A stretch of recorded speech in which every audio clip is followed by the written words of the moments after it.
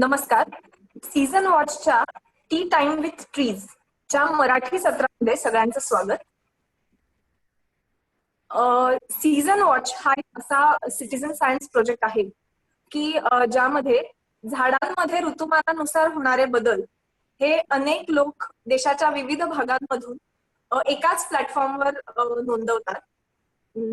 आणि या उपक्रमामध्ये तुम्ही सुद्धा सहभागी होऊ शकता जर तुम्ही अजून कधी ट्राय केलं नसेल तर. आणि आपल्या आजूबाजूला दिसणाऱ्या कॉमन झाडांची स्थिती काय आहे, म्हणजे पानं आणि फळं यांबद्दल ची माहिती तुम्ही नोंदवू शकता. अधिक माहितीसाठी सीझन वॉचच्या वेबसाईटवर नक्की जा आणि बघा. आजच्या आपल्या वेबिनार मध्ये आपण महाराष्ट्रातल्या एका सुंदर आणि विशेष ठिकाणाबद्दल बोलणार आहोत. सगळे पार्टिसिपंट्स जॉईन होईपर्यंत आपण 1-2 मिनिटं त्यांची वाट बघूया.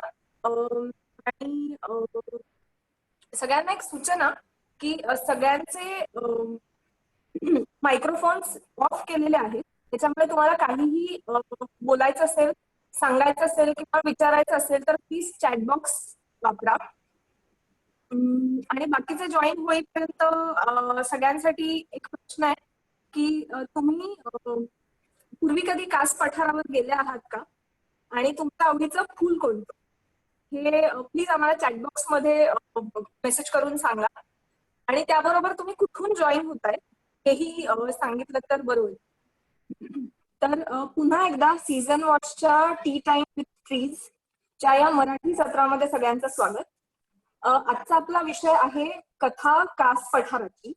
आणि याविषयी चर्चा करण्यासाठी आपल्यासोबत आहेत डॉक्टर अपर्णा म्हटले आणि प्रेरणा अगरवाल. या दोघींचीही मी ओळख थोडक्यात करून देते. डॉक्टर अपर्णा वाटवे या गेली अनेक वर्षे पठार, सडे, आउटक्रॉप्स, रॉकी आउटक्रॉप्स या विषयांवर आणि तिथल्या जैवविविधतेवर संशोधन करत आहेत. 2003 ते 2006 मध्ये कास पठार हा त्यांचा अभ्यासाचा विषय होता.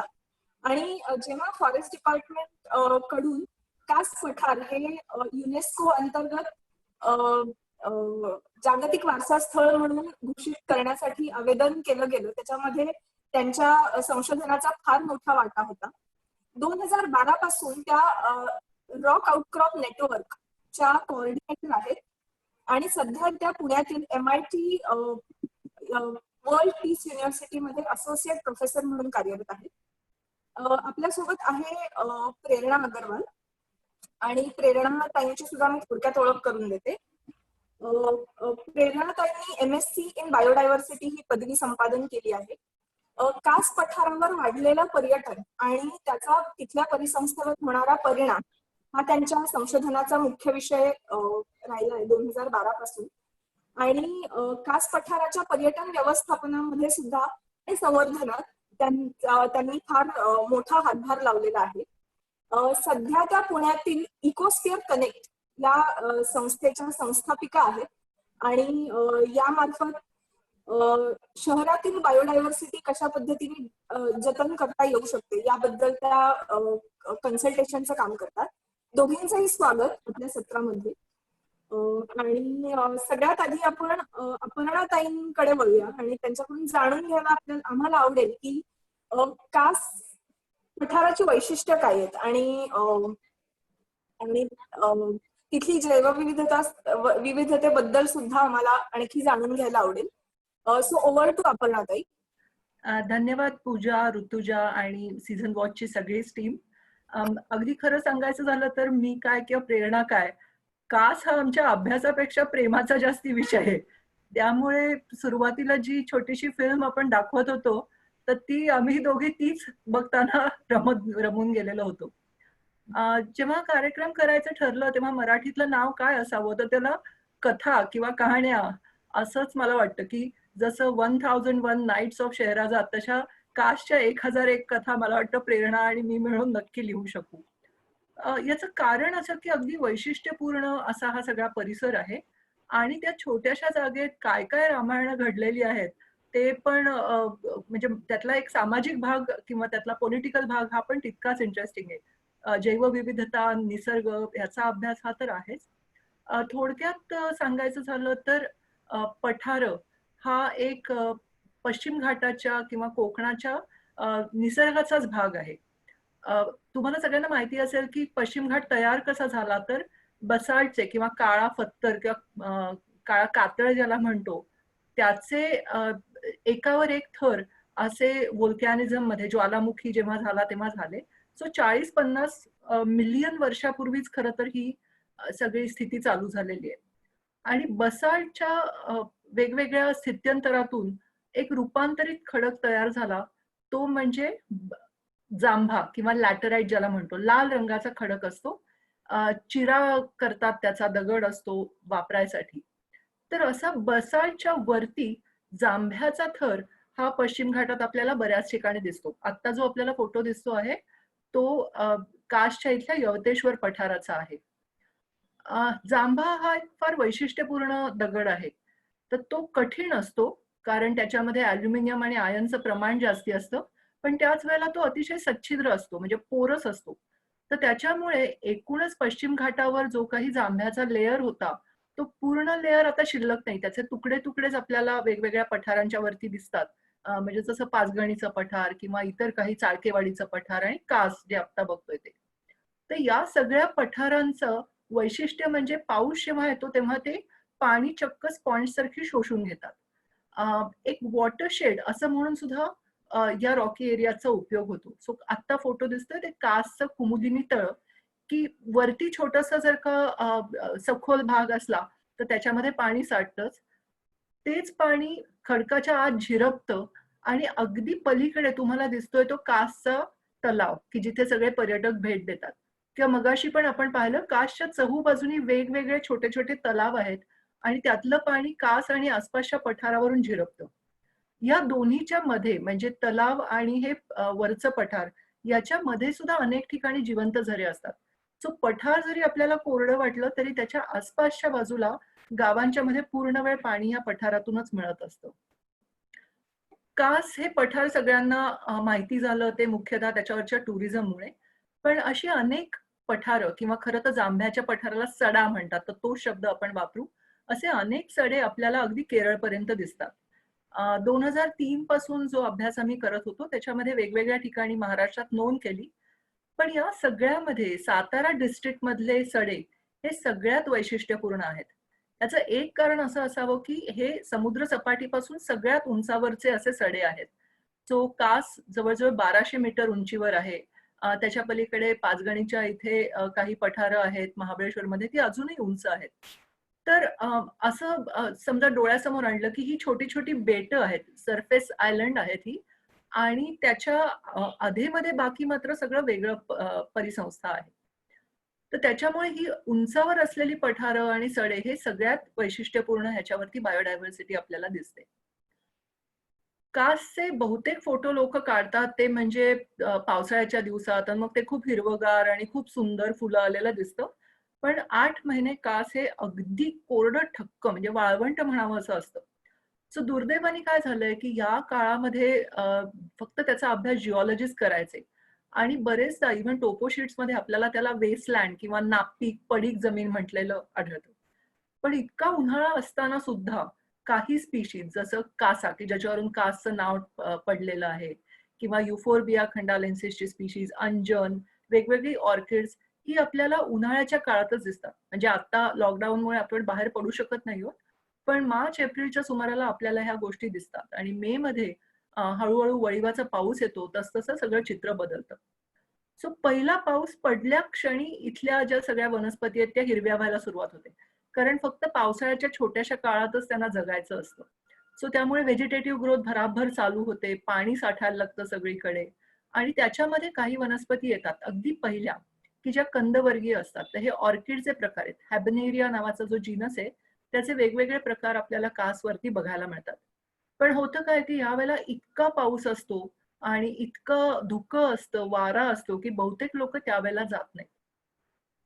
सड्याचे म्हणून काही वैशिष्ट्यपूर्ण असे एन्व्हायरमेंटल फॅक्टर्स आहेत ते थोडेसे सांगते मी, की एक तर खूप मोठ्या प्रमाणात दगड उघडा पडलेला असतो. तर त्यामुळे तो तापतो. तर त्याच्यामुळे जेव्हा उन्हाळा असतो तेव्हा दगडाचं टेम्परेचर खूप जास्ती असतं. सो मातीमधलं आर्द्रता, मॉइश्चर पूर्ण जातं त्याच्यामुळे. शिवाय ही माती तयार झालेली असते ते वेदरिंगची प्रोसेस सुद्धा खूप स्लो असते.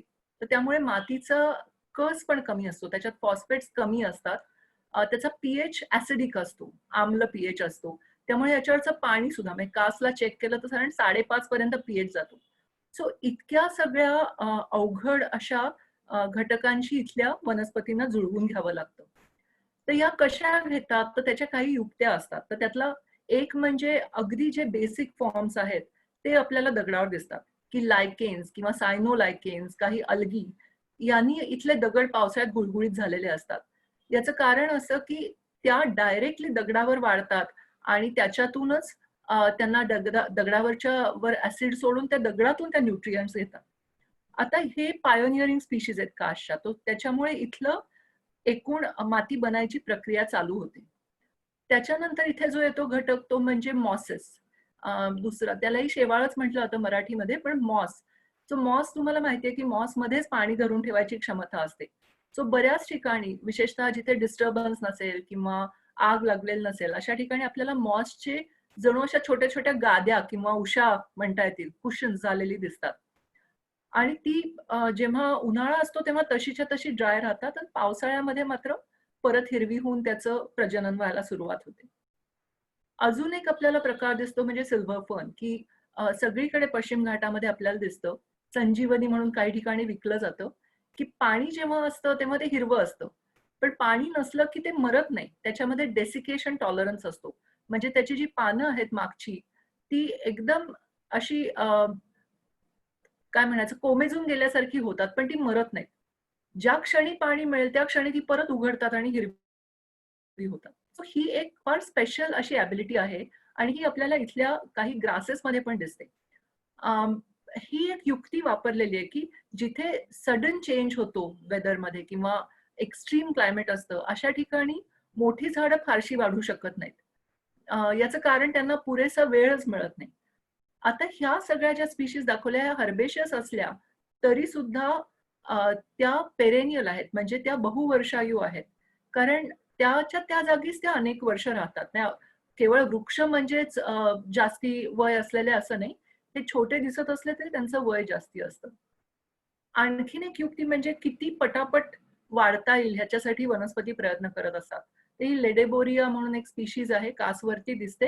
तर त्याच्या पानाच्या टोकाला छोटे-छोटे बल्बिल्स येतात, की त्यातून नवीन ते कोंबासारखे असतात, नवीन झाड त्याच्यातून तयार होतं. थोडक्यात म्हणजे जितक्या कमी वेळात वाढता येईल तितक्या सगळ्या वनस्पती प्रयत्न करतात. बहुतेक ठिकाणी आपल्याला दगडामध्ये भेगा दिसतात. तर त्याच्यामध्ये जी काही थोडीफार माती साठलेली असते, त्या सेफ साइट्स अशा तयार होतात, की ज्याच्यामध्ये काही कंदवर्गीय वनस्पती, की ज्याच्यामध्ये सिरोपेजियाज आहेत. सिरोपेजिया जैनी हा दाखवलाय किंवा हॅबनेरियाच्या स्पीशीज किंवा डिप्काडीच्या स्पीशीज या आपल्याला या भेगांच्या मधून दिसतात. कारण तिथे त्या कंदाला बाकी सगळ्या गोष्टींपासून प्रोटेक्शन मिळतं. आणि अगदी जो स्पेशल कास्टचा सगळ्यांना माहिती असतो, तो म्हणजे इथे येणारं कीटकभक्षी वनस्पतींचा पूर्ण गालिचा. या प्रकाराला एफिमेरल फ्लश व्हेजिटेशन असं म्हणतात, EFV. ही जगभरात सगळीकडे जिथे-जिथे रॉकी प्लॅटोज आहेत किंवा रॉकी आउटक्रॉप्स आहेत, अशा ठिकाणी हे दिसतात आणि हे फार खास असं व्हेजिटेशन आहे. जिथून पाणी थोडं-थोडं ओघळत असतं किंवा झिरपत असतं, अशा ठिकाणी वाढतात. या ठिकाणी मातीचा थर कमी असला तरी सुद्धा युट्रिक्युलेरिया, की जे त्याच्या मुळांच्या वरती असलेल्या पिशव्यातून कीटक पकडतं, ते उत्तम वाढू शकतं. त्याच्या मागे असलेले युरिओकोलॉनच्या अनेक स्पीशीज आपल्याला कासवरती आणि इतर पठारांच्या वरती पण मिळतात. या दोन्ही जरी आपल्याला दिसताना लहान दिसल्या, तरी अक्षरशः लाखोंच्या संख्येने येतात आणि त्याच्यामध्ये भरपूर मध असतो. सो या वेळेला म्हणजे सप्टेंबरच्या सुमाराला जर का कुणी गेलं तिथे, तर सगळ्या बाजूला वेगवेगळ्या मधमाशा, छोट्या माशा, बटरफ्लायचे प्रकार हे सगळे आपल्याला इथे मध घेताना दिसतात. सो त्यामुळे इन्सेक्टसाठी ही फार एक महत्वाची परिसंस्था ठरते त्या भागातल्या.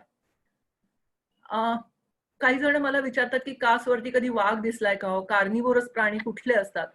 तर इथे कार्निवोरस प्राणी नाही, तर कार्निवोरस झाडं पण असतात. सो एक दुसरं कीटकभक्षी वनस्पती आणि फार इंटरेस्टिंग अशा गोष्टी कासला बघायला मिळाल्या, की आता हे ड्रॉसेरा बर्मानी म्हणून आहे आणि ते किडे पकडतं. त्याच्या पानांवरती असलेल्या चिकट अशा केसातून त्यांनी आता एक टोळ पकडलेला दिसतोय. पण त्याच्या शेजारी एक स्पायडर होता. त्या स्पायडरनी जाऊन चक्क त्याच्याकडून तो खेचून घेतला. तो पळवला. आमच्या एका विद्यार्थ्यानी हे पाहिलं. तर थोडक्यात इथली जी एकूणच सगळ्या प्रोसेसेस आहेत त्या फार इंटरेस्टिंग आहेत. कारण कार्निव्होरस प्लांट विरुद्ध कार्निव्होरस ॲनिमल असं एक वेगळंच आपल्याला इंटरॅक्शन इथे दिसतं. अजूनही कित्येक असतील. इथल्या प्राण्यांच्या बद्दल अभ्यास तसा फारसा झालेला नाहीये. पण वेगवेगळे इन्व्हर्टिब्रेट्स आपल्याला इथे नक्की बघायला मिळतात. इथे बहुतांशी ज्या वनस्पती आहेत त्या ॲन्युअल्स म्हणजे शॉर्ट लिव्ड रंगीत फुलं असलेल्या, कारण इन्सेक्ट्सना अट्रॅक्ट करायचं असल्यामुळे त्या बहुतेक इन्सेक्ट पॉलिनेटेड आहेत आणि खूप मोठ्या प्रमाणात येणाऱ्या. सो किती मोठ्या प्रमाणात, तर सगळीकडे आपल्याला असे दर 15-20 दिवसांनी रंग बदलताना दिसतात आणि बहुतेक वेळेला मीडियामध्ये जे फोटो येतात ते सगळे हेच असतात. तर याला म्हणतात मास ब्लूमिंग. सो मास ब्लूमिंग हे कासवरचं अतिशय सुंदर दिसतं, अतिशय फोटो काढण्याजोगं आहे. पण ते काससाठी मर्यादित नाही. सगळ्या पठारांच्या वरती ती कोकणातली असोत किंवा आफ्रिकेतली असोत किंवा कुठेही अशाच तऱ्हेचं मास ब्लूमिंग दिसतं, कारण ही एक प्लांट्सनी वापरलेली युक्ती आहे. इतकी फुलं लहान असतात त्यांची, की जर का किडे अट्रॅक्ट करायचे असतील, पॉलिनेटर्सना बोलवायचं असेल, तर त्याला मोठ्या प्रमाणात जाहिरात करायला लागते. मग जसं रस्त्याच्या कडेला रंगीबेरंगी होर्डिंग्स असतात, तशी या झाडांनी मोठ्या प्रमाणात फ्लॉवरिंग होतं. त्याला वास सुंदर असू शकतो, रंग तर अट्रॅक्टिव्ह असतात आणि पॉलिनेटर्स तेव्हा येतात. स्मिथियाच्या जाती, त्याच्यानंतर सेनिशो. सो थोड्या-थोड्या दिवसांनी आपल्याला यांच्यामध्ये फरक दिसतो आणि अगदी शेवटी मग ग्रासेस किंवा गवताचे प्रकार ते येतात आणि ऑक्टोबरच्या सुमाराला परत प्लॅटो कासचा ड्राय व्हायला लागतो. प्लांट डायव्हर्सिटी इथली खूप जास्ती त्याच्यावर अभ्यास झालाय, पण ॲनिमल डायव्हर्सिटी पण तितकीच महत्वाची आहे. आता एक बेटासारखं कास असल्यामुळे झालंय असं, की आसपासच्या पठारांच्या बरोबर इथल्या वनस्पतींचा जर्मप्लाझम एक्सचेंज कदाचित कमी होत असावा. वनस्पती नाही, प्राण्यांचा सुद्धा. सो बरेचदा प्लॅटोजवरती आपल्याला नवीन स्पीशीज दिसतात. कासवरती सुद्धा अनेक नवीन स्पीशीज रेकॉर्ड झालेल्या आहेत. जवळजवळ 6 फ्लॉवरिंग स्पीशीजची नव्याने नोंद कासला झाली आहे. कासच्या आजूबाजूचं जे जंगल आहे किंवा खुरटं असा जो स्क्रब एरिया आहे, त्याच्यात काही नवीन इन्सेक्ट्स रेकॉर्ड झालेत, स्पायडर, कोळ्याचे प्रकार झालेत, एक फ्रॉगची नोंद तिथून झालेली आहे. सो या सगळ्याच कारणांनी हा भाग अतिशय युनिक असा होता. सो जेव्हा वर्ल्ड नॅचरल हेरिटेज साईटचं प्रपोजल चालू होतं, तेव्हा त्याच्या बायोलॉजिकल युनिकनेसचा किंवा शास्त्रीय दृष्ट्या एक परिसंस्था म्हणून पठारांचं रिप्रेझेंटेटिव्ह म्हणून कासला जास्ती महत्व दिलं गेलं. सो अतिशय युनिक असा हा साईट आहे. पण त्याचबरोबर ती अतिशय सुंदर पण आहे. सो बायोलॉजिकल युनिकनेस आणि इस्थेटिक व्हॅल्यूज ह्या दोन्ही कास्ट जेव्हा वर्ल्ड नॅचरल हेरिटेज साईट जे झालं तेव्हा झालं. पण झालं काय, जेव्हा ह्याचा प्रचार लोकांच्या मध्ये झाला किंवा माहिती झाली, तर त्याच्यामधल्या सौंदर्याच्या व्हॅल्यूजवर लोकांनी जास्ती लक्ष दिलं आणि त्याच्यातल्या कॉन्झर्वेशन व्हॅल्यूजवर कमी दिलं. सो खरं तर हे सगळे इन्सेक्टला अट्रॅक्ट करण्यासाठी होते. पण जेव्हा पावसाळ्यातली अशी फोटो बघायला लागले, तेव्हा त्यांनी अट्रॅक्ट झाले ते टुरिस्ट. आता टुरिस्ट अट्रॅक्ट झाल्यानंतर काय काय झालं ते सांगायची विनंती मी प्रेरणाला करते, कारण तिने अतिशय जवळून ते पाहिलेलं आहे. 2005 पासून प्रेरणा सतत कास परिसराला भेट देतीये, तिचा अभ्यास करतीये. पण 2012 मध्ये जेव्हा टुरिझम वाढायला लागलं, वेगवेगळ्या तऱ्हेच्या गोष्टी तिथे नको त्या दिसायला लागल्या, तेव्हा प्रेरणानी एक प्रकल्प चालू केला आणि त्याच्याबद्दल ती सांगते. Over to you. Thank you. Yes, thank you, Aparna. तुझं शेअर करू शकतेस तू. हा.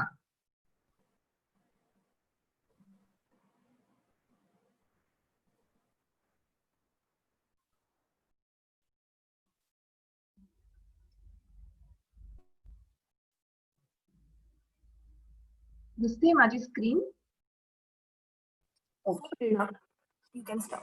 हो हो Am I audible? या ओके.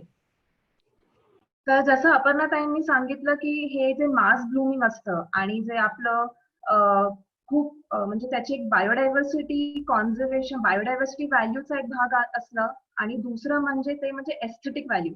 तर जेव्हा पर्यटक येतात तर एक म्हणजे सुनामी सारखी येते पठारावरती. तर त्याचा मला एक थोडासा तुम्हाला एक थोडे चित्र दाखवायचे आहे की एक कॉमन मॅन जेव्हा कास्टची फोटोज बघतो तर तो एक म्हणजे पिंक कार्पेट ऑफ फ्लावर्स पेरडाचा किंवा हे जांभळं सीतेची अस्वचं किंवा कारवीचा. तर 2008 साली काय झालं, 7 आणि 8 हा जो आहे कारवी, कोणीतरी चॅट बॉक्स मध्ये लिहिलं की कारवी त्यांचं फेवरेट फ्लावर आहे. तर कारवीला फुलं जे आहे ते 4 किंवा 5 वर्षात एकदा येतात या टोपली कारवीला. आणि 2007-8 मध्ये याला फ्लावरिंग झाली होती. आणि ती जी फोटोज होती पर्पल प्लॅटोची ते मीडियाने खूप वाईडली कव्हर केलं.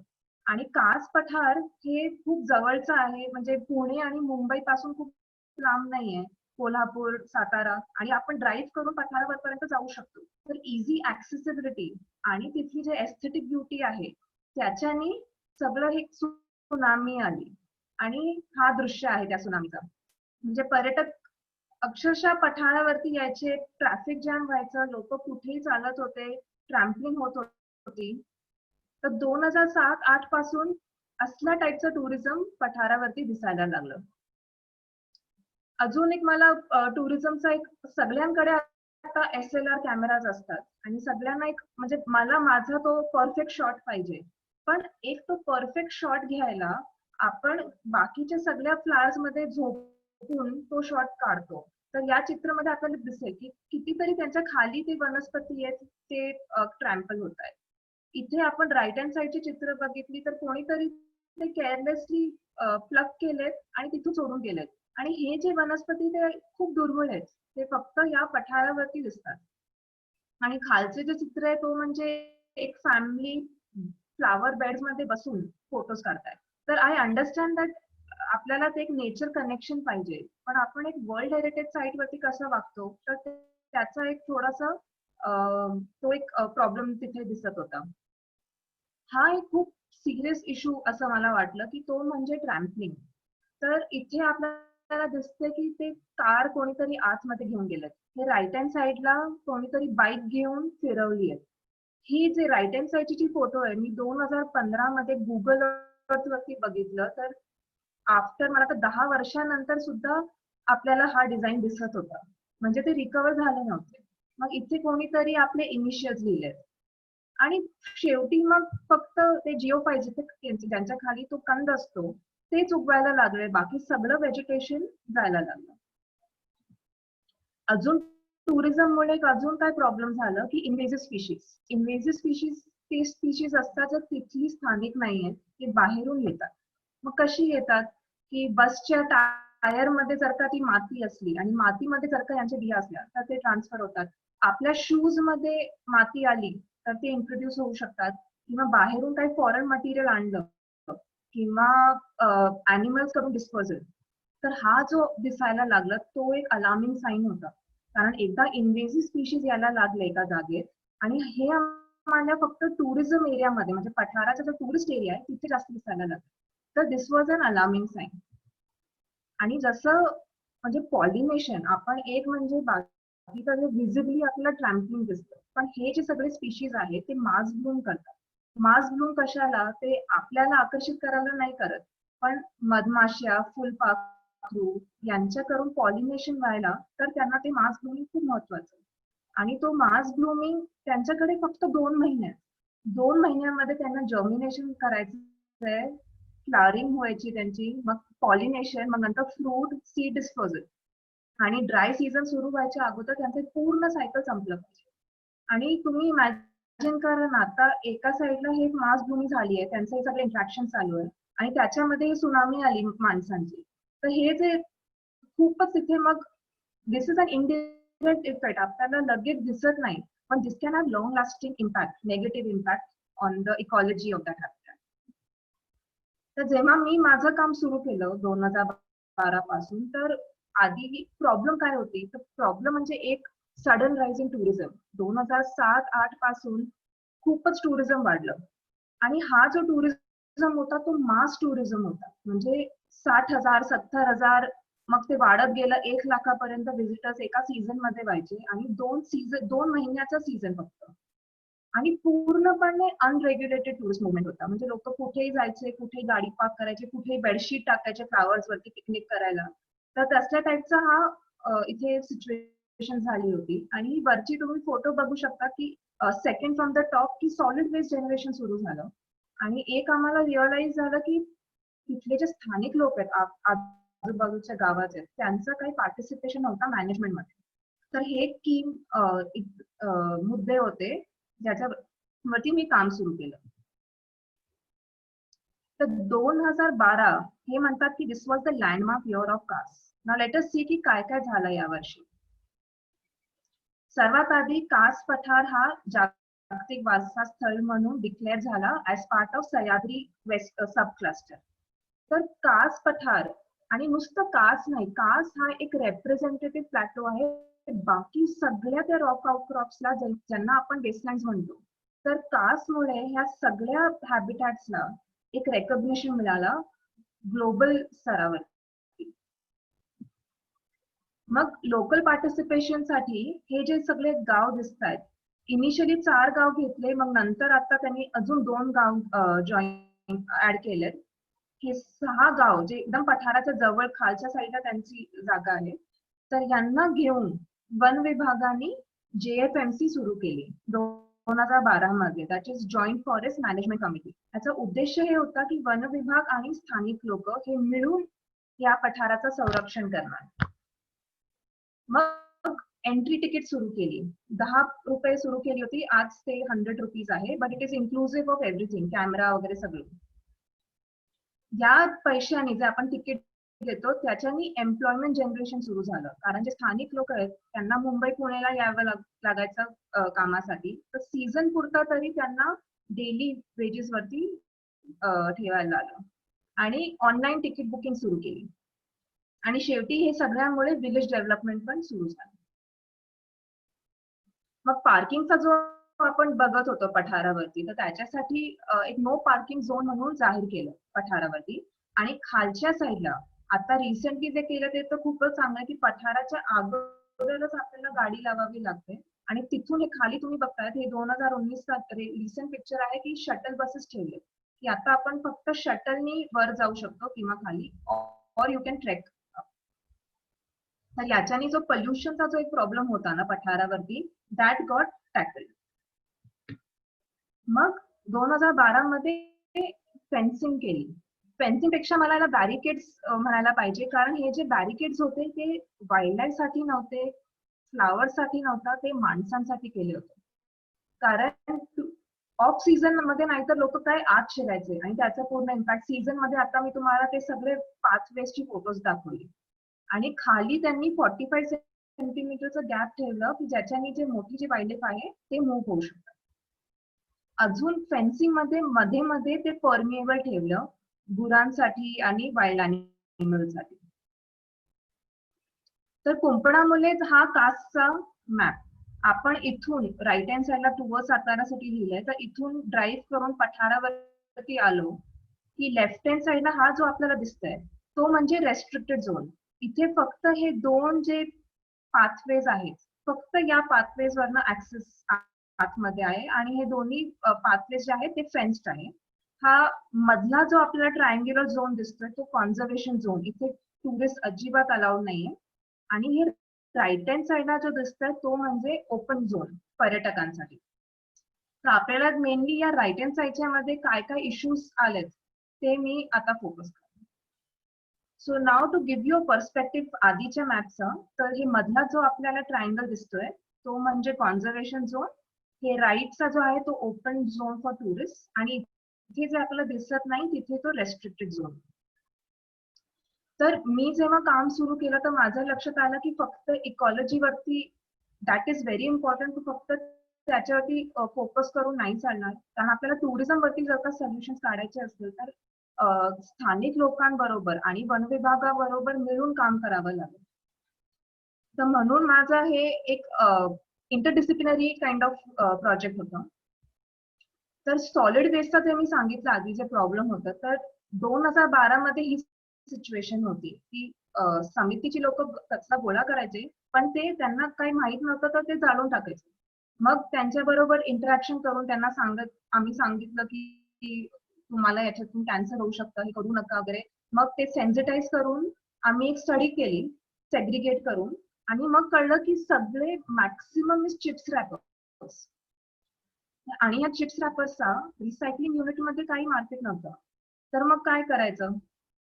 मग आम्ही त्यांना सांगितलं की तुम्ही वेगळं तरी करून ठेवा.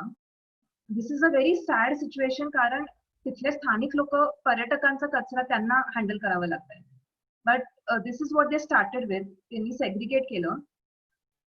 आणि ही सेकंड फ्रॉम लेफ्ट इज अपेक्षा पाटील, तिने हे सॉलिड वेस्टची स्टडी माझ्याबरोबर केली होती.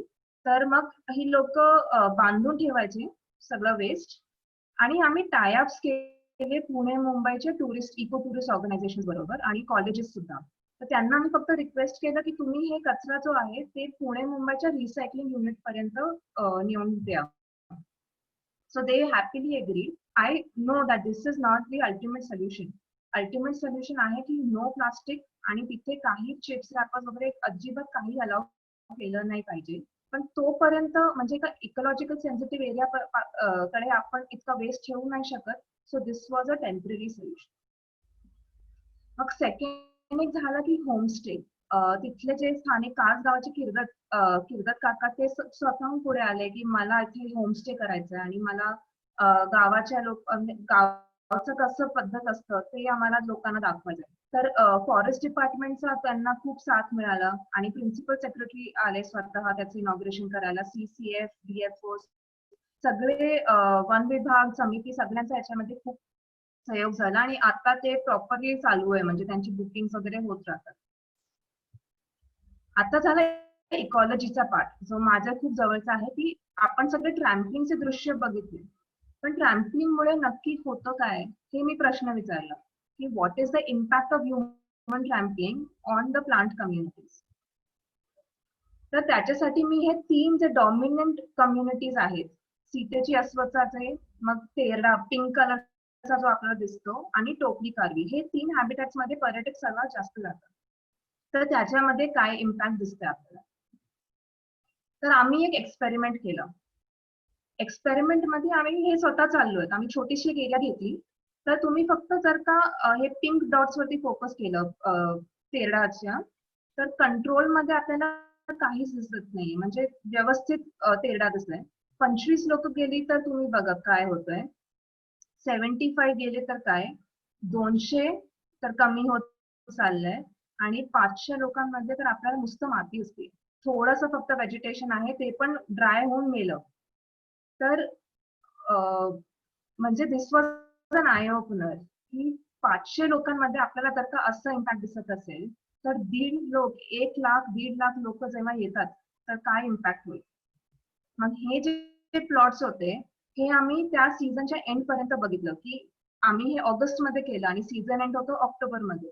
तर ऑक्टोबर पर्यंत हे सगळे रिकवर झाले नव्हते. म्हणजे तुम्हाला हे 75 ट्रॅम्पलिंगच आहे, 500 मध्ये तर काही दिसत नाही. आणि हे अपर्णा ताईंनी जे सीतेची अस्व सांगितलं, तर तो तर इतकं डेलिकेट होतं की फक्त 10 लोक गेली त्या बेडवरनं तर ते पूर्णपणे जात. आणि याचा इम्पॅक्ट बघा ना, म्हणजे तो ट्रॅम्पल झालं तर मग तो सीड कसं फॉर्म करणार, आणि हळूहळू soil seed bank will go on depleting. So it is a long term impact. आणि मग आम्ही पुढच्या वर्षी पण हे प्लॉट्स मॉनिटर केले की ते रिकवर होत आहेत का. तर जर का तुम्हाला असं दिसत असेल की ते रिकवर झालेत, पण statistically they had not recovered. म्हणजे 500 ट्रॅम्पिंगचा जो होता तो इम्पॅक्ट आम्हाला 2 वर्षापर्यंत दिसला. तर I don't even want to think की 1-1.5 लाखाचा काय होईल इम्पॅक्ट.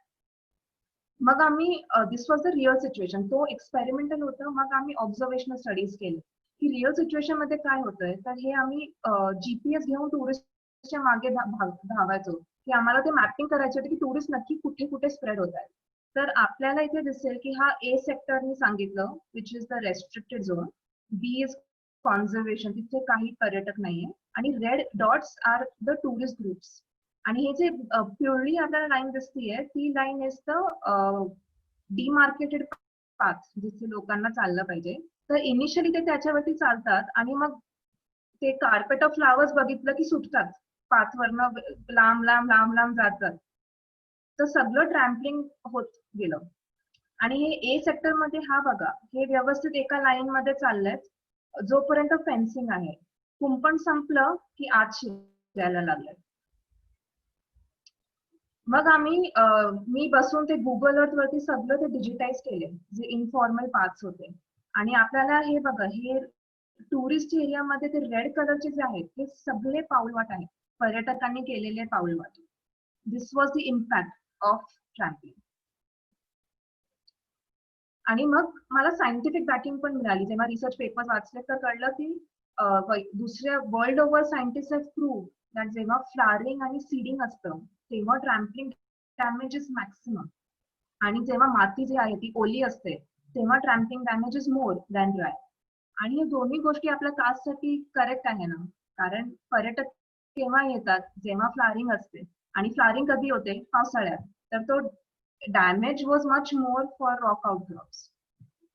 मग हे सगळे रिझल्ट घेऊन I had a meeting with the senior officers forest डिपार्टमेंटचे, आणि समितीची पण लोक होती. अँड थँकफुली त्यांना ग्रॅव्हिटी कळली त्या इश्यूचे आणि they decided to act on it immediately. तर काय ठरलं की हा जो हिरवा आपल्याला लाईन दिसतीये, दिस इज एक्झिस्टिंग पाथ, जे ट्रॅम्पल होऊन एक मोठं पाथ झालंय ऑलरेडी. आणि या पाथ वरती आपल्याला सगळे जे वनस्पती as a tourist I want to see ते सगळं दिसतात. तर हे सगळं आम्ही ते मार्कआउट केलं. मग दुसरं म्हणजे आम्हाला गाईड्स पाहिजे होते. गाईड्सची डिमांड खूप होती, पण सप्लाय म्हणजे कमी लोक ट्रेंड होत्या. तर आम्ही काय ठरवलं की आपण त्यांना स्टेशनरी ठेवू. म्हणजे हे जे आपल्याला दिसतंय हे, आम्ही ठरवलं की दर 500 मीटर मध्ये एक स्थानिक पर्सन असेल, तो गाईडचं पण काम करेल आणि गार्डचं पण. मग असं करून आम्ही ते सुरू केलं. तर हा होता तो ऍक्च्युअल पिक्चर, म्हणजे हे डिमार्केशन केलेलं आहे. आणि लोक ते चालायला लागली. जिथे जिथे गाईड्स होते ते एन्श्योर करत होते की ते जात नाहीये. आणि आम्ही जीपीएस वरनं परत बघितलं तर स्प्रेड जो होता आधी जे दाखवला तो कमी होत गेला. मग त्यांना आता गाईड्स कमी होते, तर सगळी इन्फॉर्मेशन कशी द्यायची, तर आम्ही ओपन इंटरप्रिटेशन सेंटर, वन विभाग, समिती सगळ्यांनी मिळून डिसाईड केलं की हे करूया. तर सर्वात आधी आम्ही कासाई देवीची फोटो टाकली की तुम्ही त्यांचा आशीर्वाद घेऊन पुढे जावा. आणि ही जागा म्हणजे हा पठार त्यांचा आहे आणि आपल्याला त्याला काही नुकसान केलं नाही पाहिजे. मग जे माझी ट्रॅम्पलिंगची स्टडी होती त्याचा बोर्ड बनवलं, मॅप ठेवलं, कारण आधी आम्हाला फीडबॅक मिळाला लोकांकडून की नक्की कुठे जायचं, आम्ही कुठे आहोत, आम्हाला कळत नाही, आम्हाला ट्रॅम्पल नाही करायचंय मुद्दामून, पण इन्फॉर्मेशन तरी द्या आम्हाला. तर त्याच्यासाठी हे सगळं केलं. आणि दिस वॉज द सिच्युएशन की 2011 मध्ये असं, 12, 13 आणि त्या वर्षी 2014 मध्ये काय, असं आम्ही प्रश्न पर्यटकांना टाकले. आणि हे खूपच एनकरेजिंग होतं जेव्हा आम्ही बघितलं की सगळी लोक ऍक्च्युली ते साईन बोर्ड वाचतायत आणि फोटोज घेतायत, की म्हणजे आम्हाला असं वाटलं की ठीक आहे, काहीतरी त्यांना एक एप्रिसिएशन वाटत असेल या जागेत. मग नेचर गाईडचं सुरू केलं काम. तर अनिकेत चावरी सरांनी आम्ही सगळ्यांनी मिळून तिथल्या स्थानिक लोकांना आपण गाईड ट्रेनिंगचा कसं करायचं त्याचं काम सुरू केलं. तर हे 2012 पासून 2017 पर्यंत I been giving every year training, but 2014 मध्ये आम्ही 2 महिन्याचा एक इंटेन्सिव्ह ट्रेनिंग प्रोग्राम केला. तर त्यावेळेला 2012 ते 13 जे माझे इंटरॅक्शन झाले तिथल्या गावकऱ्या लोकांबरोबर, तर मला एक कळलं की मी कोण आहे त्यांना बाहेरून येऊन सांगायला की तुम्ही हे सांगा ते सांगा. कारण ती त्यांची जागा आहे आणि त्यांना त्या रोपांबद्दल माझ्यापेक्षा खूप जास्त माहिती आहे. To give you an example, आता हे कारवी, आपण सगळे त्याला कारवी म्हणतो, टोपी कारवी, पण तिथली स्थानिक लोक याला खरवर म्हणतात. का बरं? कारण त्याचे हे बघा, क्लोजअप मध्ये त्याचे लीव्स मध्ये ते हेअर लाईक स्ट्रक्चर्स आहेत, तर ते खरखर असतं, तर म्हणून ते खरवर म्हणतात. मग आपण इरिओकोलॉनला आपण गेंड म्हणतो कारण ते बॉल सारखं दिसतं, पण तिथल्या स्थानिक लोक त्याला धनगराचा फेटा म्हणतात. मग जेव्हा मी गावात गेले तर गणेश चतुर्थीच्या वेळी तर त्यांनी डेकोरेशन मध्ये सुद्धा कास पठारचा मॉडेल केलं होतं आणि त्यांच्या गावातून जो त्यांना अँगल दिसतोय त्याचं त्यांनी मॉडेल केलं. हे खूपच मला सुंदर वाटलं. आणि मग कळलं की आपलं कल्चर आणि तिथली इकॉलॉजी म्हणजे तिथल्या किती इंट्रिकेटली लिंक आहे. म्हणजे गौरी तेरडा, आता खाली तुम्ही बघत असेल तिथे रेड सर्कल मध्ये गौरी तेरडा आहे, तर याचं नाव गौरी तेरडा का? कारण ते गौरींना चढवतात आणि त्या सीझन मध्येच गौरी पेरडा पण उमलतो गणेश चतुर्थीच्या वेळेला. मग हे तर खूपच इंटरेस्टिंग होतं की मी जेव्हा गावात गेले तर सगळ्या घरांच्या बाहेर त्या दिवशी गौरी विसर्जनचा दिवस होता आणि प्रत्येक घराच्या बाहेर भारंगीची फुलं होती. तर मग मी विचारलं त्यांना की भारंगीचे तर पानांची भाजी करतात हे काय तुम्ही, तर ते म्हणाले की आमच्यासाठी हे शंकराचं रूप आहे आणि आम्ही या दिवशी भारंगीचं आणि गौरी यांचे एकत्र पूजा करून मग विसर्जन करतो. तर हे सगळंच एक लोकल कल्चर आणि हे ते सगळं खूपच मला ते टचिंग वाटलं आणि ते मी या बुकलेटमध्ये पुढे जे बुकलेट केली आहे त्याच्यामध्ये इंटिग्रेट केलं. मग अजून एक पॉझिटिव्ह स्टेप काय झाली की समितीचा खूप साथ मिळायला लागला एंडेंजर्ड स्पीशीजच्या प्रोटेक्शनसाठी. आता हे सेरोपिजिया जेनीचं आहे, जे दगड जे ठेवले ते छोटं सेरोपिजिया जेनी. आता हे आपल्या समितीच्या लोकांना कळलं की इथून टुरिस्ट जाणार आहे आणि इथे सगळे ते स्पीशीज असले पाहिजे जे दाखवायचे आहेत आपल्याला आणि त्यांना ते प्रोटेक्शन म्हणजे ते त्यांना खूप असं वाटलं की आम्हाला हे प्रोटेक्ट करायचं. आधी हीच लोक याची कंद खायची, आता हेच लोक स्टार्टेड प्रोटेक्टिंग द स्पीशीज. मग अपोनोजेटॉनचा ते प्रोटेक्शन करायला लागले आणि अपोनोजेटॉन तर खूपच इंटरेस्टिंग आहे. त्याच्यात नर आणि मादी हे वेगवेगळे इंडिव्हिज्युअल्स असतात. मग रोटाला रिची तर फक्त एकच तळ्यावरती आहे पठारावरती आणि this is one of the last remaining population in the world. हे सगळी जी इन्फॉर्मेशन होती ते मी एका बुकलेटमध्ये कॅप्चर केलं आणि this booklet was used by these guides to explain to tourist. तर त्यांनी ते सुरू केलं म्हणजे टूर्स घ्यायला सुरू केलं. Now the next question is, did all these efforts help? We did so much for so many years, but did this really help? Well, जे कुंपण केलेले जे भाग होते टुरिस्ट, तर तिथे लोक व्यवस्थित चालायचे कारण त्यांच्याकडे काही ऑप्शन नव्हतं. तर तिथे एक होता, पण जिथे कुंपण संपलं तर आपल्याला हा ओपन सेक्टरचा दृश्य म्हणजे बघा ना तुम्ही, कितीतरी तिथे नेटवर्क ऑफ पाथवेज आहेत एका ठिकाणी. आता रिसेंटली मागच्या वर्षी डिपार्टमेंटनी हे चिरेचे लॅटराइटिसचे पाथवेज केले, which is good for fenced areas. इथे पण चांगलं आहे, पण हे बघा ना, जर का कोणाला जायचं असेल तर ते हे सोडून पाच मग इथे सरळ जातात. तर trampling as such is still a major issue on the platform. So my concluding remarks are, नुसतं ओनली नेचर बेस्ड निसर्ग पर्यटन should be allowed. There should be a strict tab on visitor numbers. पर्यटकांच्या sensitisation साठी media खूप एक important role play करू शकते आणि मला वाटतं media person should come ahead. आणि आता आपल्याला लँडस्केप लेवलवरती कास्ट आणि असल्या हॅबिटॅटच्या प्रोटेक्शन बद्दल बोलावं लागेल, not just the plateau. So with this, I conclude my talk, and I would like to thank all the volunteers who worked with me, and I sincerely thank the Maharashtra Forest Department, the Samiti, my collaborators, Aparna Watve, Dr. Deepak Barua, Anirudh Chowji, and all those who have helped me do this work. Thank you very much.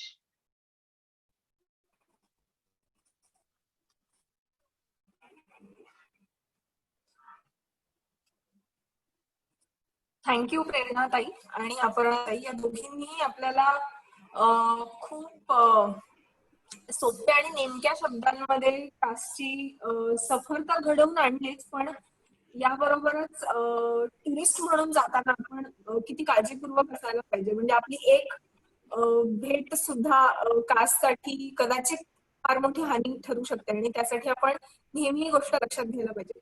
तर आपण आता सगळ्यांचे प्रश्न घेऊया एकानंतर एक, पण त्याआधी मला एक प्रश्न अपर्णाताईंना विचारायचा आहे की अपर्णाताई, जेव्हा तुम्ही कास्टचे हे सगळे वेगवेगळे फोटोज दाखवत होता तेव्हा असंही लक्षात होतं की म्हणजे तुम्ही तसं मेन्शनही केलं की फक्त कास्टच नाही तर आपल्याकडे अनेक ठिकाणी अशा प्रकारचे सडे आहेत आणि त्या सगळ्या सड्यांवर अशा मास ब्लूमिंग असेल किंवा हे जे एंडेमिक फुलझाडं असतील ती सगळीकडे आहेत. तर आणखी एक म्हणजे जे आपल्याकडे दुर्ग पर्यटन आहे, म्हणजे दुर्गप्रेमी अनेक किल्ल्यांवर, गड किल्ल्यांवर स्पेशली पावसाळ्यातच जास्त भेटी देतात आणि त्याचा म्हणजे अशा किल्ल्यांच्या ठिकाणी सुद्धा या अशा विशेष वनस्पती आणि ही अशी एक वेगळी परिसंस्था इथे असते का? हो असते. आता महाराष्ट्रातले काही किल्ले आहेत तर त्याच्यावरती पठारच आहेत ना, टेबल लँड सारखी. सो कोल्हापूर मधला रांगण्याचा भाग किंवा अनेक ठिकाणी आहेत खरं तर, की ज्याच्यामध्ये आपल्याला टेबल टॉप दिसतो.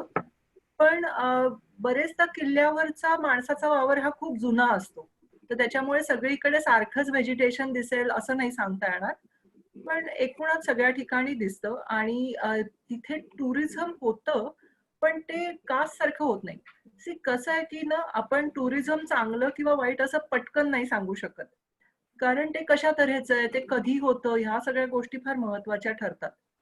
कासला ती वनस्पती बघण्याच्यासाठीच लोकं आलेले असतात.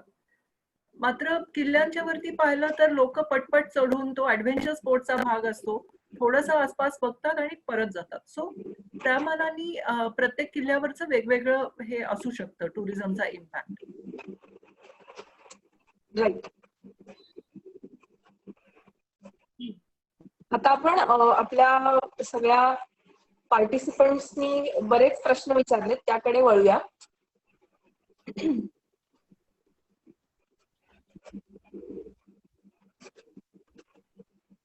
खूप प्रश्न आणि खूप कॉमेंट्स आहेत. लोकांना खूप आवडलंय तुमचं हे सेशन.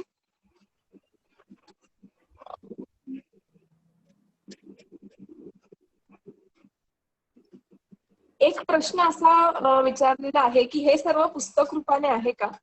आणि जसं तुम्ही मगाशी म्हणालात की 1001 कास्टच्या कथा तुम्ही लिहू शकाल, तर त्याच्याबद्दल तुमचा काय विचार आहे? प्रेरणाचं पुस्तक आहे, प्रेरणाने दाखवलं पण. अनेक बॉटनिस्टनी त्या भागातल्या लिहिलेलं आहे. साताऱ्यातले डॉक्टर श्रोत्री त्यांचंही पुस्तक आहे. सो या सगळ्यामध्ये थोडी थोडी माहिती आली. कसं होतं की प्रत्येकाचा एक दृष्टिकोन असतो. सो त्या त्या पुस्तकातून तो येतो. सगळ्या कथा एकत्र करायला मला वाटतं वेबसाईट किंवा असंच करायला लागेल. सो प्रेरणा, मला वाटतं तू हा विचार करू शकतेस पुढच्या दृष्टीने. आणि त्यातल्या सगळ्याच गोष्टी सांगण्याजोग्या नाहीये, तर त्याच्यात खूप गमती जमती आहेत.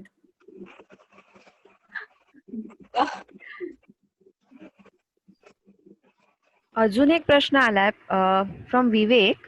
Why the road over the plateau is not closed and traffic diverted from Ghatai side permanently? So the work is going on that front. At the same time, we have to think that if we direct traffic from Ghatai, then we are going to damage another side. At the same time, I would like to highlight that last year, in 2019, they have completely stopped vehicle movement during the tourist season from the plateau. तर तुम्हाला प्लॅटोच्या you have to stop, park your vehicle near Ghatai now. There's a parking space, and from there a shuttle takes you to the plateau and back. Only the local people who live in village like Kas or Bamnoli, they are allowed to take that road from the plateau during the tourist season.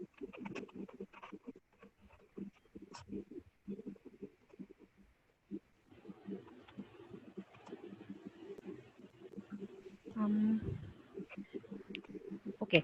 There's a question from Kapil. Kanchan प्रश्न विचारते की can we volunteer in Kaas plateau, आणि if yes, how? So, till the time my project was running actively, there was a lot of volunteering opportunities. Now, if you want to volunteer, you can check with the JFMC or the Forest Department. I think they would appreciate help in terms of visitor management. कारण जेव्हा खूप पर्यटन येतात तर त्यांच्याशी बोलणं, even in the parking areas, you can just stand and interact with the tourists to sensitize them before they go to the plateau. That too will be of great help. मला वाटतं की अजूनही बऱ्याच गोष्टी आपल्याला करता येतील.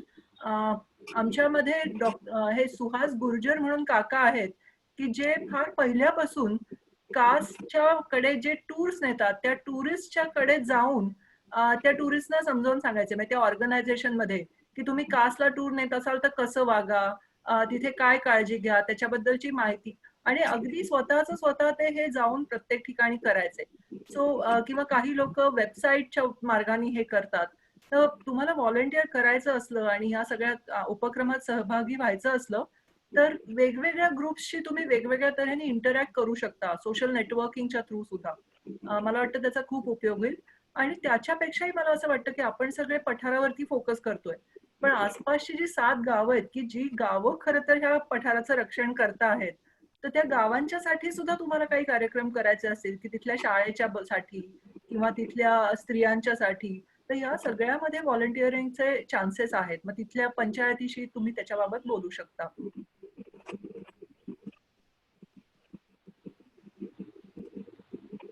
ओके. अजून एक प्रश्न आलाय जो आहे वर्ल्ड हेरिटेज साईट आहे म्हणजे मग बफर झोन पण असायला हवा ना? मग त्या जागा ऑन सेल असू शकतात का? ओके, हा थोडंसं उत्तर मी देते ह्याचं. काय होतं माहितीये का, आपल्याला असं वाटतं की जेव्हा वर्ल्ड काय नॅचरल हेरिटेज साईट होते किंवा असं कुठला तरी जागतिक त्याला एक टॅग लागतो, तेव्हा या गोष्टी आपोआप होतात. तर आपोआप वगैरे असं काही होत नाही. बाकीचं जग आपल्याला सांगतं की हे आम्हाला पण मान्य आहे की हे महत्वाचं आहे, पण ज्याच्या पुढची जी जबाबदारी आहे ती आपली असते आणि आपली म्हणजे आपल्या सरकारच्या माध्यमातून आपण ही करून घ्यायची असते. सो अशा अनेक जागा आहेत आणि इव्हन बिल्ट साइट्स आहेत की हेरिटेज स्ट्रक्चर्स आहेत की ज्याला सुद्धा बफर झोन आतापर्यंत नोटिफाय झालेलं नाही. त्याच्यात अनेक गोष्टी असतात, अनेक त्याच्यामध्ये राजकारणाची कारणं असतात, आर्थिक कारणं असतात. सो तसं झालंय असं की कासला आता वर्ल्ड नॅचरल हेरिटेज साईट जरी मान्य असली तरी त्याच्या आसपासची सगळी ज्या गोष्टी आहेत त्या आपण करायच्या होत्या. तर गेले जवळजवळ 4 वर्ष आम्ही रिजनल प्लॅन जो चालू आहे कासचा, तर त्याच्यामध्ये वेगवेगळ्या मार्गाने कास आणि कासच्या आसपासची इतर पठारं म्हणजे टोटल सातारा डिस्ट्रिक्ट मधली की जी कासच्या साऊथला आहेत, कास सारखीच आहेत, ही सगळी पठारं ही कॉन्झर्वेशन झोन म्हणून डिक्लेअर व्हावी त्याच्यासाठी प्रयत्न केले. आता ती कॉन्झर्वेशन झोन म्हणून डिक्लेअर पण झाली आणि त्याला मात्र बफर झोन मार्क केलेला आहे. त्याच्याबद्दलची माहिती आपल्याला रिजनल प्लॅन थ्रू मिळू शकते.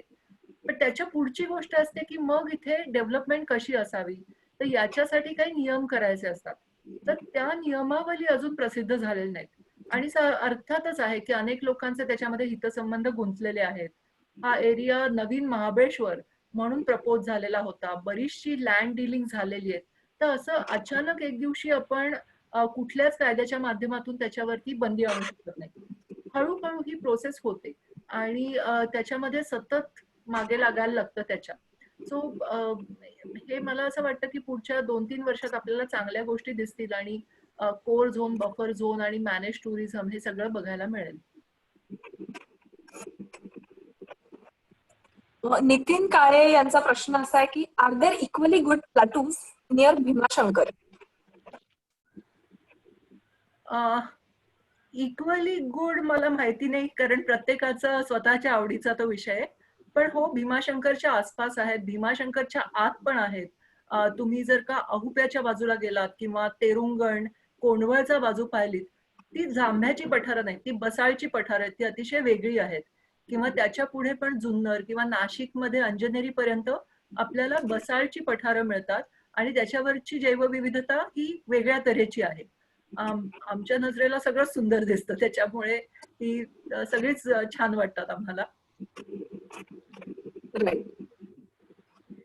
अजून एक प्रश्न आलाय की why not consider air bridges or hanging bridges? I've seen such in Australia where they want to protect local vegetation.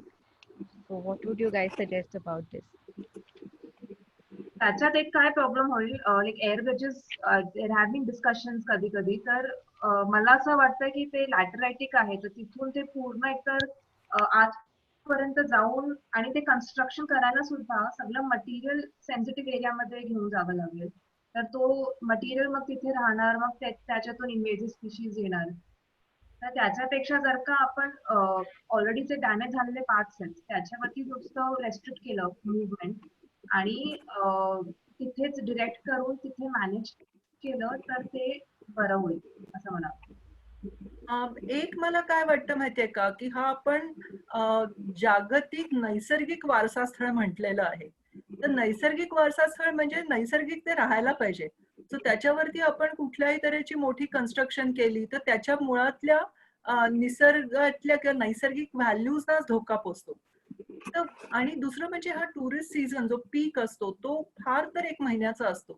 तर उरलेल्या काळात ह्या गोष्टींचा काही उपयोग होणार नाही. सो खूप अवघड गोष्टींकडे न जाता आपण फक्त टुरिस्टना सेन्सिटाईज करून किंवा त्यांना योग्य ते मार्ग आखून दिले तर होऊ शकतं. आणि मला वाटतं परदेशात प्रेरणा तू हे पाहिलेलं आहेस ना, की लोकांना कशा तऱ्हेने तुम्ही अगदी नॅचरली गाईड करू शकता.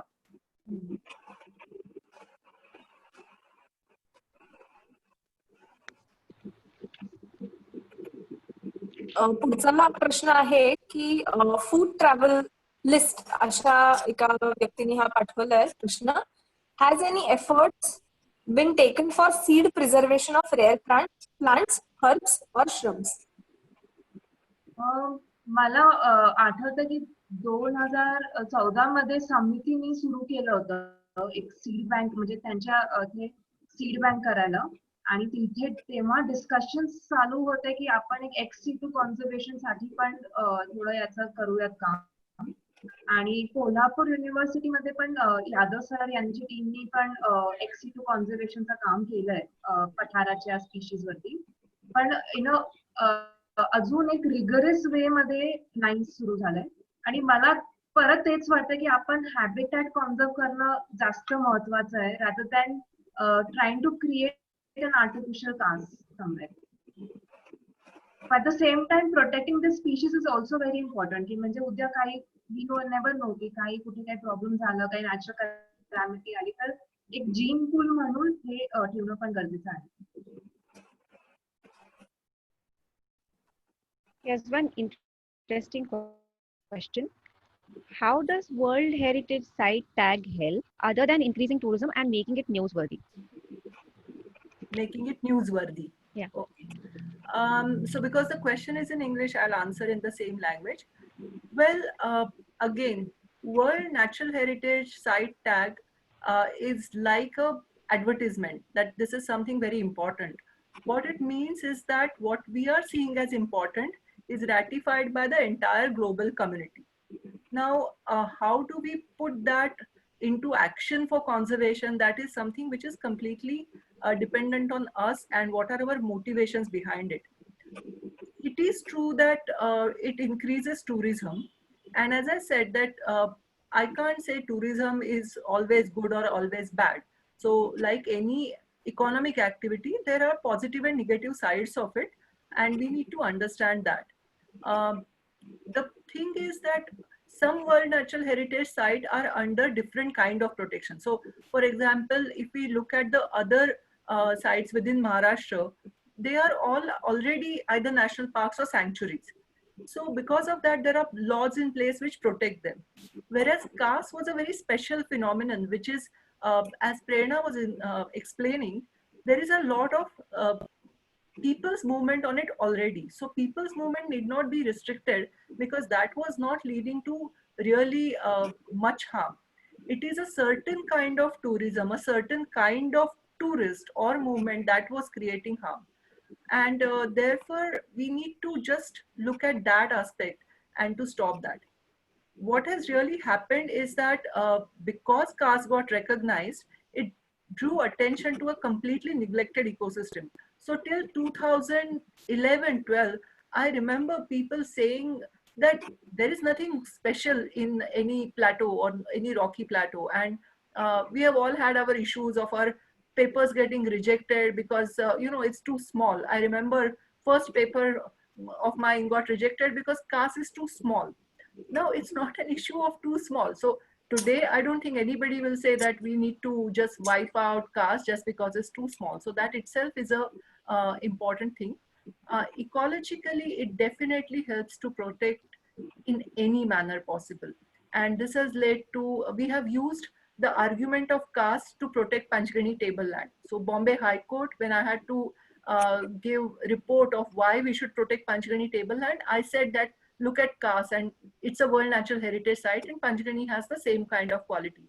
And any other places, whenever it comes to mining, in Maharashtra, the forest department knows very well that plateaus are extremely important. The word Sada is also quite well known. And we do have a lot of protection coming to other plateaus because cars got this recognition. So I think recognition is really very important. पुढचा प्रश्न स्नेहल यांनी विचारलाय. Last year Satara experienced one of the worst floods. Was Kas affected during that time? Yes, Kaas was affected.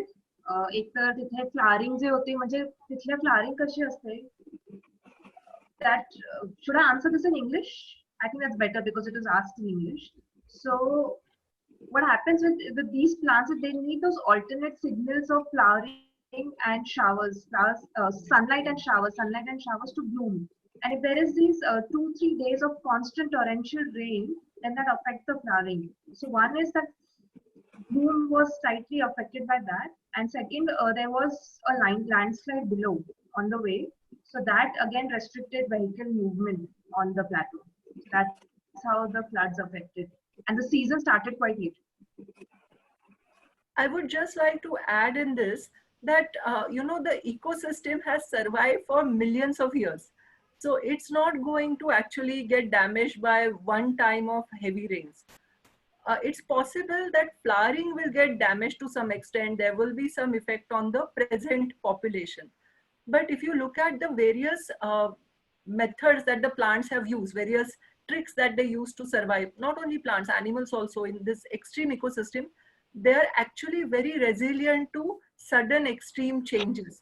Now, if this continues for say next 10 years like this, then we will see an effect. But within one season, it's not going to affect the ecosystem enough for us to notice as ecologists. Temporary changes might be seen. अजून एक प्रश्न आहे, season नंतर कास पठारावरती restrictions असतात का?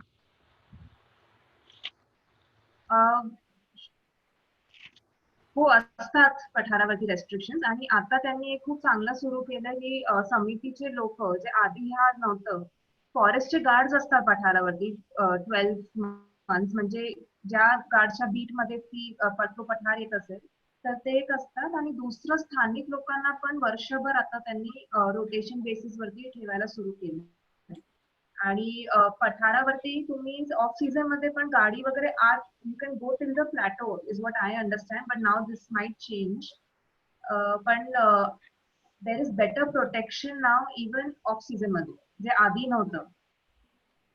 So डिपार्टमेंटला आणि समितीला पण रिअलाइज झालंय की आता या ड्राय सीझन मध्ये पण प्रोटेक्शन करणं खूप गरजेचं आहे, rather than focusing only in the peak season. Laxmikant Neve सरांचं एक सजेशन आहे, सॉलिड वेस्ट मॅनेजमेंटचे काम वेंगुर्ला येथे खूप चांगलं सुरू आहे, त्यांची मदत घेऊ शकता. आणि पुढचा प्रश्न आहे मिलिंद आंबेडकर यांच्याकडून, आणि त्यांनी विचारलंय, how many species of Ceropegia find at Kaas? Honestly, I don't know, because I have never tried to really count as such. And actually on the plateau, you will see Ceropegia vincifolia, Ceropegia jaini, and I think in the surroundings, 2 or 3 more as such. But see, there is something that I need to point out here. So when people say Kas, how many species on Kas, sometimes it's very difficult to figure out which area they are talking about. Because for us, Kas might include a large buffer area, and that you might see many more species.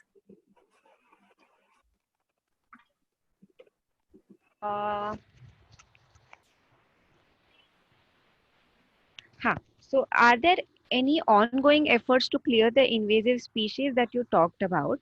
I'm sure it must be difficult considering it is not possible to walk on the area. So these invasive species that we have seen, they are mainly along the main roads. So on the main road of the plateau, so it's easier to remove them.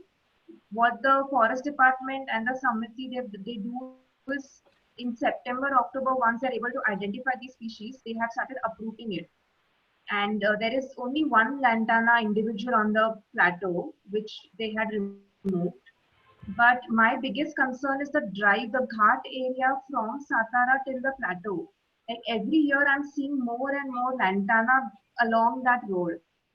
And my biggest fear is that this will start, very soon it will reach the plateau. So we can't just have a myopic view and just look at the plateau, but at the landscape level, there are not any active measures being taken for invasive species management. विवेकचा पुढचा प्रश्न आहे, can learning center can be organized before entry to the plateau? Sorry, interpretation center. Temporary learning center be organized before the entry to the plateau. Yeah, so that is a great suggestion. At the way I said that the parking has now been created before the plateau. So there are plans to make an open interpretation center, and in the future have a proper interpretation center. At the same time, we've suggested that in the shuttle buses that takes tourists from the parking to the plateau, there are these small televisions. So on that, if we can make a 2-minute film to sensitize people, I think that will work very well. Okay. There's this question which says, are there any opportunities for students who want exposure to this work, and especially for botany students? From Vardha.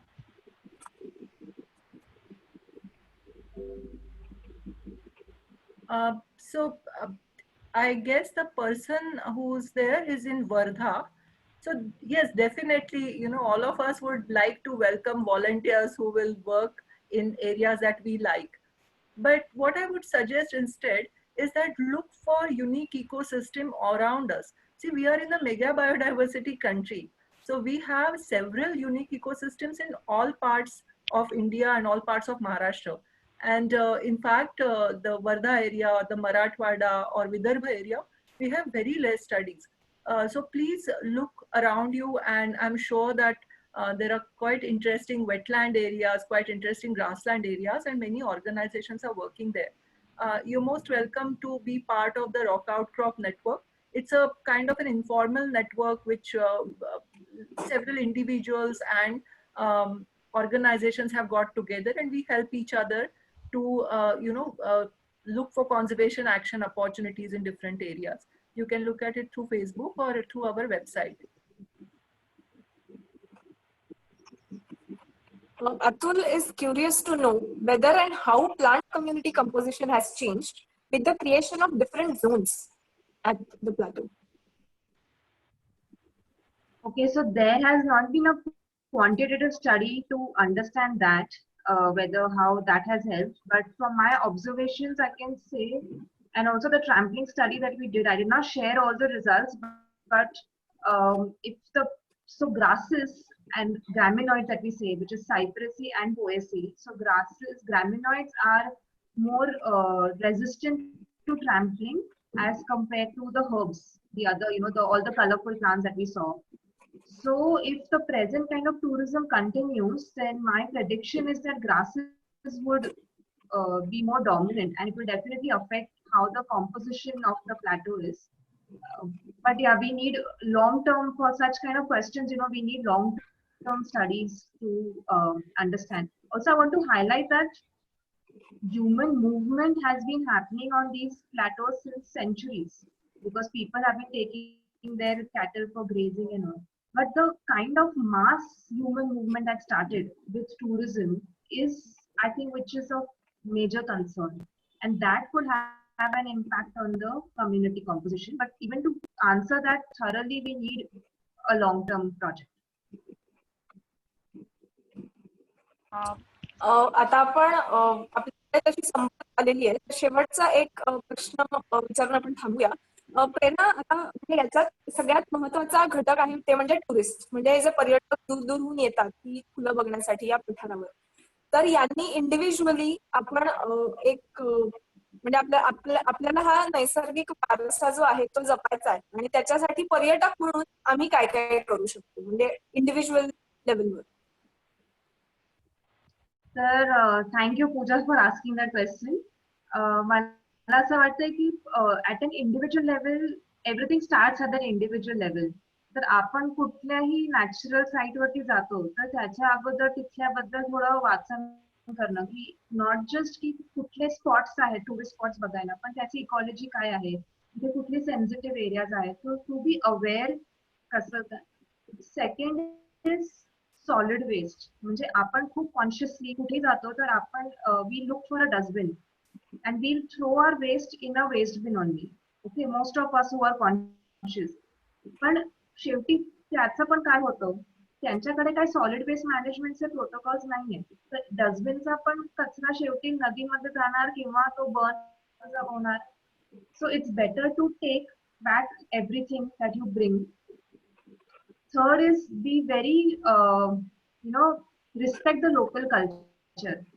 कारण तिथली लोक they are storehouses of traditional ecological knowledge.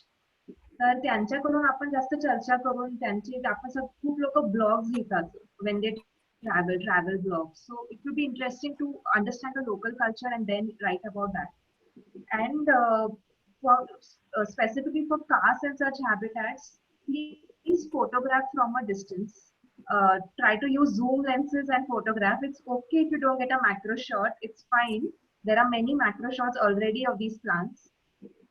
आणि तिथले जे लोक ते मॅनेजमेंटने जे rules दिले आहेत ते आपण जर फॉलो केले, म्हणजे वॉक ऑन द पाथ, मग पार्किंग जिथे करायची तिथेच करा, उगाच पठारावर येऊन भांडणं करू नका, कारण then it spoils everyone's mood as well. Everyone coming there for a holiday. And just be conscious and be a nature traveler rather than a tourist. Thank you so much Prerna. Thank ह्या you. गोष्टी आम्हाला सगळ्यांना करण्यासारख्या आहेत आणि याच्यानी जर तुमच्या सगळ्या कास्ट संवर्धनाच्या ऍक्टिव्हिटीज मध्ये हातभार लागला तर आम्हाला सगळ्यांनाच फार आनंद होईल. आणि अपर्णाताई आणि प्रेरणा, तुमच्या कामासाठी सुद्धा तुम्हाला खूप खूप शुभेच्छा. आणि तुम्ही सीझन वॉचच्या या टी टाइम विथ ट्रीज या मराठी सत्रामध्ये तुम्ही आमच्याबरोबर सहभागी झालात त्याबद्दल तुमचे खूप खूप धन्यवाद. आणि सर्व पार्टिसिपंट्स जे आज आपल्याला जॉईन झाले त्यांचं सुद्धा मनपूर्वक आभार. आणि हे सेशन आपण रेकॉर्डही केलेलं आहे, त्याच्यामुळे लवकरच याची युट्यूब लिंक सुद्धा अवेलेबल करून दिली जाईल. कारण अनेक जणांचे प्रश्न असे आहेत की सुरुवातीचा पार्ट मिस झालाय तर आम्हाला ते ऐकायला मिळेल का. तर नक्कीच जेव्हा युट्यूबवर हे रेकॉर्डिंग अपलोड केलं जाईल तेव्हा सगळेच जण बघू शकता. आणि एक प्रश्न असा होता की सीझन वॉच बद्दल आम्हाला आणखी जाणून घ्यायला आवडेल. तर तुम्हा सगळ्यांना असं एक सांगणं आहे की तुम्ही सीझन वॉचच्या वेबसाईटवर नक्की भेट द्या आणि त्यातून त्याच्यात पूर्ण डिटेल माहिती दिलेलीच आहे. आणि सीझन वॉचचा ईमेल ऍड्रेसही आहे, त्यामुळे तुमच्या काही प्रश्न असतील किंवा क्वेरीज असतील तर ते तुम्ही नक्कीच आम्हाला ईमेल करू शकता आणि आम्ही तुम्हाला तुमच्या प्रश्नांची उत्तरं द्यायची प्रयत्न करू शकतो. Thank you so much. Thank you. Thank you, Pooja, and thank you, Season Watch, for giving me this opportunity today. Thank you so much. Thank you, Pooja and Rutuja, for moderating the session. Thank you so much, Aparna and Prerna, for giving this wonderful, wonderful talk. Thank you, everyone, for attending. Yeah. Goodbye. Thank you.